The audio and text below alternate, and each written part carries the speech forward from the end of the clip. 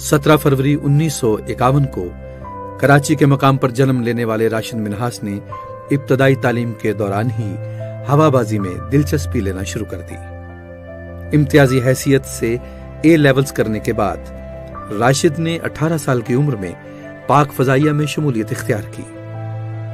मादरे वतन की हिफाजत के जज्बे से सरशार राशिद को T-33 हवाई जहाज पर कन्वर्जन के लिए मसरूफ बेस भेज दिया गया। 20 अगस्त 1971 की सुबह राशिद मिन्हास अपनी दूसरी सोलो फ्लाइट की उड़ान भरने के लिए तैयार हुए। जो ही राशिद मिन्हास का जहाज टैक्सी करता हुआ रनवे की तरफ रवाना हुआ, उनके instructor pilot flight lieutenant Motiur Rahman ने उन्हें रुकने का इशारा किया। राशिद मिन्हास ने यह सोचते हुए कि शायद उनके इंस्ट्रक्टर उन्हें कोई अहम हिदायत देना चाहते हैं, तैयारा रोक लिया। उनका इंस्ट्रक्टर जहाज में जबरदस्ती घुसकर रेयर कॉकपिट में बैठ गया और जहाज का कंट्रोल अपने हाथ में ले लिया।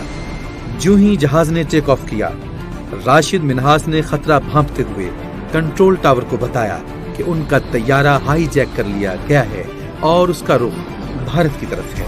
वो किसी भी हालत में उस गद्दारे वतन को अपना जहाज सरहद के पार नहीं ले जाने देंगे।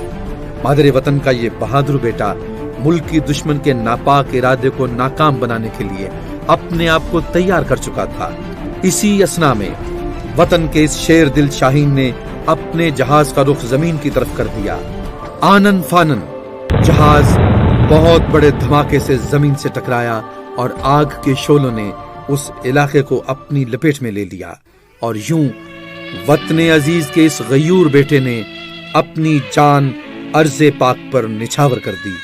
आपकी इस लाजवाल कुर्बानी के एतराफ में हुकूमत पाकिस्तान ने उन्हें सबसे आला फौजी एजाज निशाने हैदर अता किया। पाक फजाइया और पूरी पाकिस्तानी कौम उन्हें सलाम पेश करती है।